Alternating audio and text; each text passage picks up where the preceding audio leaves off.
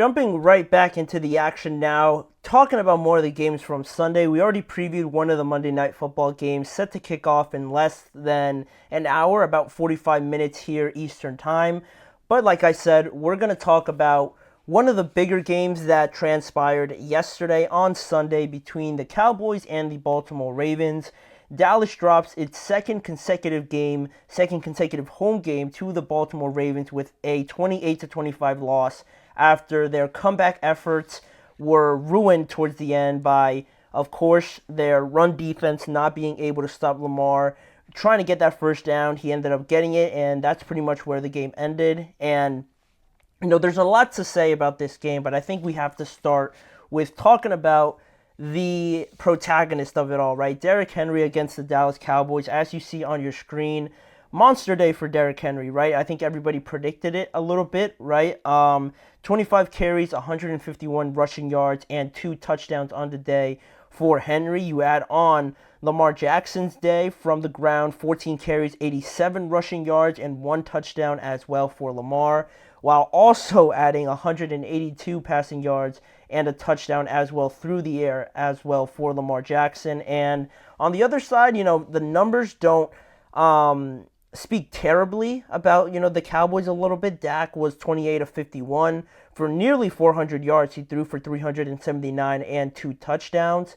The lead rusher, I think it was Rico Dowdle, if I'm not mistaken, for this game for the Cowboys. He only rushed for 32 yards, which, again, another game where they become one-dimensional, right? Rico Dowdle, whoever's running the ball for them, just really not a major contributor, which is a worry for me going forward. And then Jake Ferguson, the leading wide receiver, led with 6 receptions and 95 yards ahead of CeeDee Lamb. He didn't have a bad game, but I think for his standards, CeeDee Lamb, you could see the frustration on his face on the field, on the sidelines as well. Definitely not one of the better games for him. And the biggest stat that stands out is this one, right? 607 rushing yards allowed in their last 3 home games for the Dallas Cowboys. This one last week against Alvin Kamara, and their last home game before this season, the playoff game against the Packers, another big game to Aaron Jones, right? Aaron Jones recorded 118 yards through the ground, Alvin Kamara 115 rushing yards through the ground, and Derrick Henry the whopping 151 rushing yards, all on the Dallas Cowboys, who, it's not to say that they lost major defensive line players. They lost a couple, but you still have the majority there. The linebackers are new. Eric Kendricks, Overshown as well, are new. But again, Trayvon Diggs is still there. Malik Hooker's still there. You did move on from Dan Quinn as well, which I guess now in hindsight isn't looking like the best, but I don't think it's really down to just scheme or game planning or even the coach.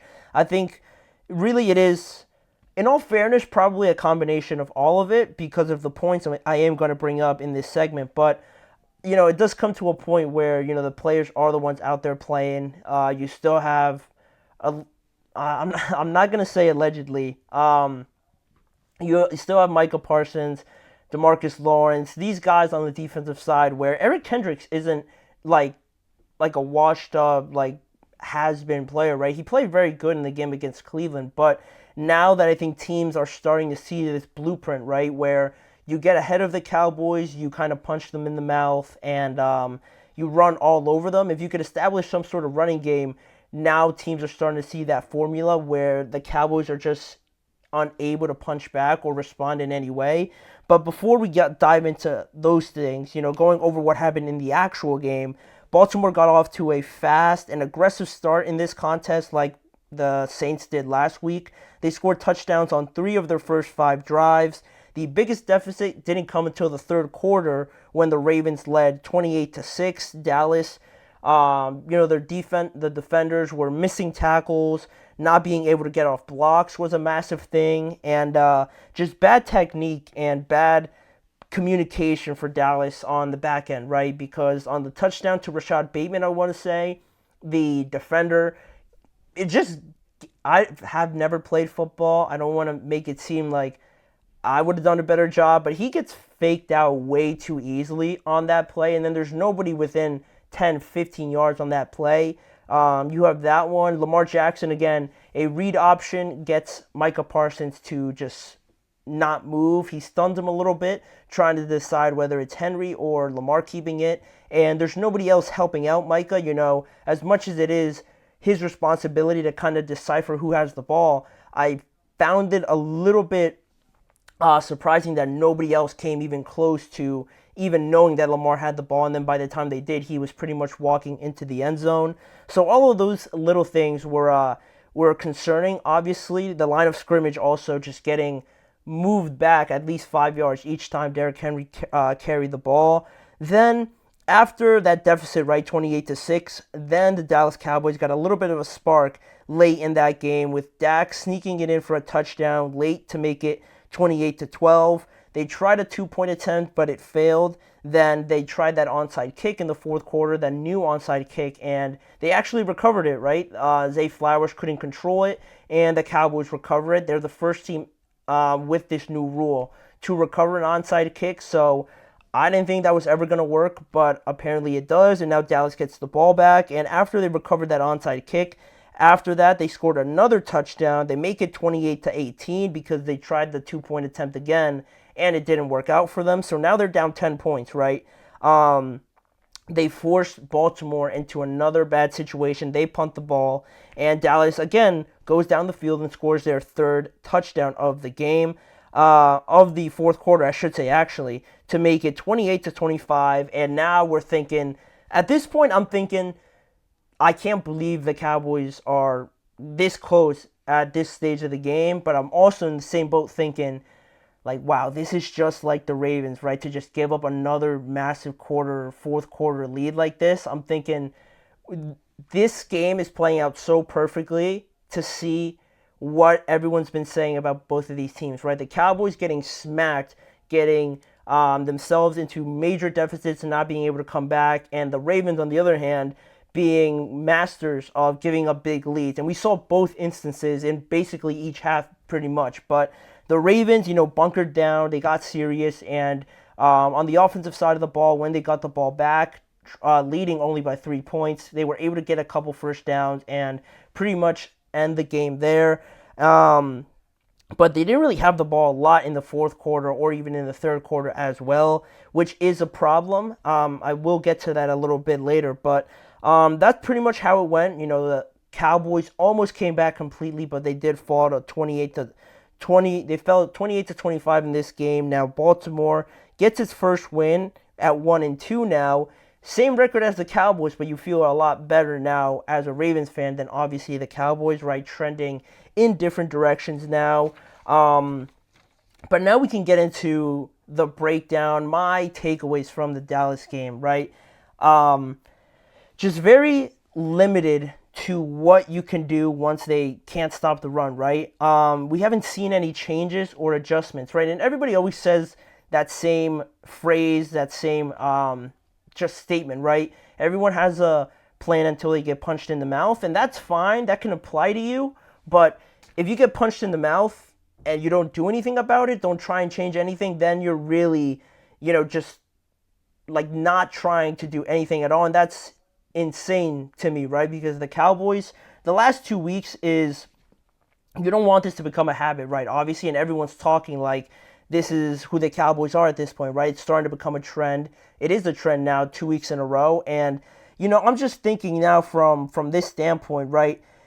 You get punked, you get embarrassed 1 week, that's all right, I guess, because it's 1 week, right? But maybe you just have one bad game. But then if it happens again, at some point it gets to a point where you're thinking, you guys just got embarrassed last week, so what have you been practicing? What have you been going over all throughout this week to have it happen again, right? That to me is on the coaching a little bit. I don't know if they're tackling or how they're practicing, obviously, but if the same exact thing happens 1 week into the other, that's more so on the coaching as much as it is on the players, right, not being able to execute. But if you're the coaches, something is not connecting there, obviously, for the exact same thing that happened twice in a row. And also, you're preparing to try and stop the run. It seems like this team is unable to stop anything from any opposing offense, right? They could maybe stop the pass if they're able to do what they like doing, which is rush the passer, right? But they're unable to do that because they're not able to stop the run. And then at that point, it just seems like you don't have the people willing or able at all to have the capacity to stop the run at this point in time. And that's, again, like I mentioned last week, the worst place to be in, right? Where you know your issues, you try to address it with the guys in house, but then you can't, and you really can't get any better through adding people, signing people, or anything like that. That's a scary thought for this Cowboys team. Just being stuck in a place where you're basically that. You're just stuck being who you are right now because you lack the tools and the personnel to go out there and execute. And more so on the game, this Dallas defense just doesn't really attack the line of scrimmage. More so it's the other way around. The offensive line getting their hands on them, and then once they do that, they just can't get off of the blocks. Too many times you see Derrick Henry, just in last night's game, that a lot of secondary players are trying to tackle this 250-pound running back. He just breaks the line too quickly because the offensive line pushes the defensive line further back, and then you got guys weighing like 210, 200, 190 pounds trying to tackle him. It's never going to happen. That's why the tackling looks bad. They can't get off of the blocks. And on the pass rush, right, it gets taken out of the game too easily, right, because everybody says that the Cowboys aren't physically they're not physically tough, right? They don't have the physical toughness to go out there and move other grown men, but I think also mentally they're not tough at all, because once they get into that loss, week after week now, 2 weeks in a row, it seems like the mentality now is very deflating. It's very defeating. You look at CeeDee Lamb on the sidelines, he fumbles a pass where he doesn't get the ball, and he's looking very frustrated, right? You want to see reaction, but it comes to a point also where I think you hear a lot of people mention it, a lot of former players mention it, that you can keep talking and talking and trying to rally teams, but if you're also not playing well, it just becomes noise at that point, right? No one's listening to you, and it just boils over into more frustration, right? Micah Parsons also after the game had things to say, but I don't remember at all in the last 2 weeks where I've mentioned Micah or I've mentioned DeMarcus Lawrence at all in any capacity, right? Making any big plays or making sacks or tackles for a loss. I haven't mentioned any of these guys. It's been all on the opposite side, right, for these offenses. So it's pretty just defeating. Again, you look at the offensive side of the ball for Dallas, and they're throwing the ball 51 times in this game to just come close to the Ravens as well. And that's alarming just because, again, you try to apply your running game, but I think they've given up on it too quickly at times, and from that point on, you just can't continue to rely on Dak to try and get you back in games, because that's not sustainable all throughout a 17-game regular season. And I feel like they were fortunate enough that the Ravens, like I mentioned before, were kind of a team that lets you back into games. They almost came back, which was remarkable, but still, I think it says more about the Ravens being known almost for giving up these leads rather than the Cowboys, actually doing something. If this was a team maybe like the Vikings or maybe even the Eagles or something like that, they're not coming back into this game. There's no way. And that's just how it looks right now because of how limited they are on defense, not being able to stop anyone's run, and also on offense, giving up on the run too easily. They are built to lead in these games, and once they do fall into a deficit, they're not able to change anything, which also, just falls on Mike Zimmer, right? If one thing's not working, I'd like to see the Cowboys try something else, right? In outside zones, if someone's continually trying to run outside zones, try to bring some outside pressure, some outside blitzes from nickels or just outside corners, and make them cut back to your defensive linemen, your linebackers, trying to fill those gaps in as much as possible.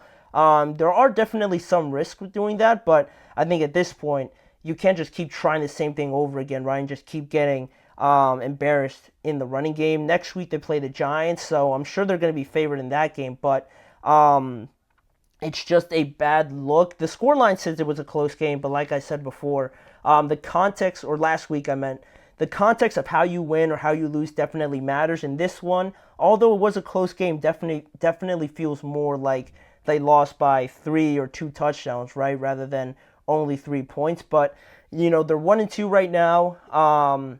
There's a lot of talk after the game by the players. We're not gonna get into that now, but you're starting to see the frustration now from these teams or from the Cowboys, I should say. And next week they're on a short week now against the New York Giants. That game's going to be huge because I think it's right to favor the Cowboys in this instance, right? Just because of the recent history between both teams, but I don't know. Their defense right now, I don't think is in any position to get anybody's overestimated confidence that they're just going to walk in there and shut down the Giants, as bad or as shaky as they might be.